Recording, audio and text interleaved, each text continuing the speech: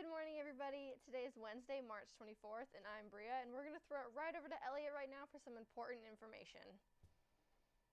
Hello, everybody. Welcome back. Sorry for the little bit of delay, but we're back here, and that's all that matters. We're going to send it right to Dr. Johnson, see what updates he has for us today.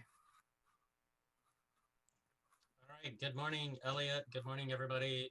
Wouldn't be Wednesday morning if it wasn't for seeing all you guys. So thank you for being here and thank you for hosting. Not too many updates. One is it won't quit snowing in Juneau. And so we're desperate for spring down here. Don't know what the weather's like in Anchorage, but it's been snowing for days and we're ready for spring. This last week, the Center for Disease Control came out with new guidance specific for schools. You may have heard about it. Before that, the guidance was for social distancing 6 feet. They've narrowed that to 3 feet. And so that certainly makes it easier logistically for schools. And I think will continue to accelerate the pace of all students being back in buildings and doing that safely. And then just as important as that, or even more important, is that more and more teachers get vaccinated, keeping them safe as they provide instruction. Legislative session still going, lots happening there, really focused on the budget, but other bills will start getting heard more and more.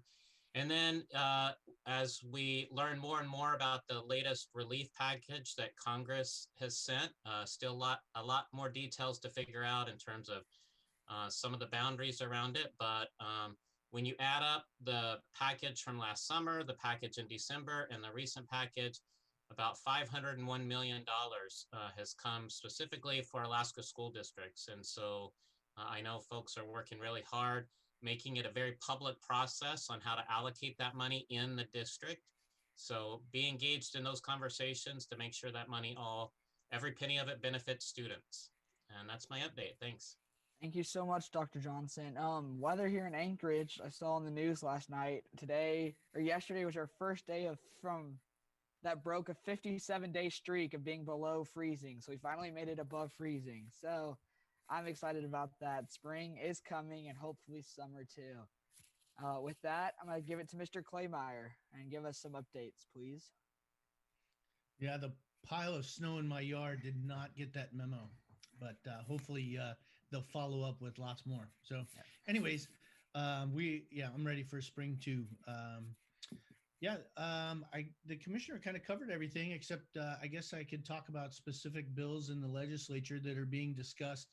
It seems like they've gotten sort of their critical momentum going. The House was slow to organize, and in fact, they've already announced that they might be going long again, which actually seems more the norm than the exception, as it's supposed to be.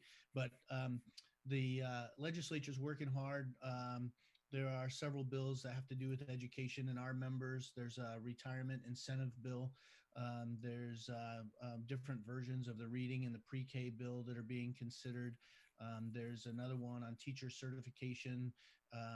Some of the exemptions that were made during COVID to allow to streamline the process and maybe make it a little bit easier to allow for certification when all things paperwork were difficult in a virtual environment. I think we learned a lot. Well, first of all, I want to thank the commissioner for making some of those things happen. So school districts could continue to fill positions and students had educators in front of them, even if it was on a screen, by making, limiting the bureaucracy to do that. And so some of the lessons is, hey, maybe some of these things can be made permanent. So that's one of the discussions that's going on. Discussions about expanding dual credit enrollment, sort of middle college options around the state. You guys probably have enrolled in the middle college or have friends that have in Anchorage, but some of the smaller schools throughout the state, maybe we'll have that opportunity. I guess it saddens me to, on the one hand, the good news, I'll start there, is that there's also a bill for mental health and for students in public schools. And I'm hoping that moves forward. I also hope that a lot of the COVID relief money that the commissioner talked about is used towards that end, because Kids are struggling. And I know in Anchorage just experienced two suicides of high school kids yesterday, or at least I found out about them yesterday. And I hope all of you guys are taking care of each other, your friends, that teachers are, now that we're in person. I mean, that was one of the fears about being out of school for too long, not in person, that we wouldn't have those connections, those relationships. And so now that you guys are back, it's especially hard to hear news like that. And I just want us all to be especially vigilant as a community, that we take care of each other, that we check in with each other. We have had long periods of isolation, um, and so I think just as humans, but certainly as teachers, educators, and students, that we check in with each other and help each other. And if somebody's struggling, that we get them the help that they need to prevent these kinds of tragedies. But I hope that moving forward, that we're able to put more resources towards that, and prevent the unnecessarily the pain that people are experiencing. So, anyways, sorry to put a sour note here, but definitely something that we have to address. Yes, I would definitely echo what you said. Just make sure you check in on your friends, and maybe if you don't think you're that great of friends with someone, it definitely can't hurt to call and just make sure everyone is all right and living, maybe not their best life, but living as good as it gets right now. So thank you for that. And I want to thank everybody for coming on the stream today. And with that, I'm going to throw it over to Bria. Thank you, Elliot, and our wonderful Zoom crew.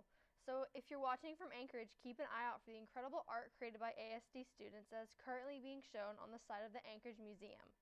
And check out the scheduled showings at Service, Chugiak, and West. The art shown was contributed by talented students of all ages during the pandemic. And we also want to remind you about updated COVID guidelines for those who are fully vaccinated.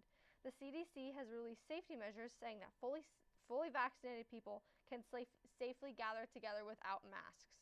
And if they are exposed to someone with COVID 19, they don't need to quarantine or get tested as long as they don't have symptoms. With that being said, the CDC still discourages large or medium gatherings, and remember that mask wearing and social distancing, when possible, are still vital to public health.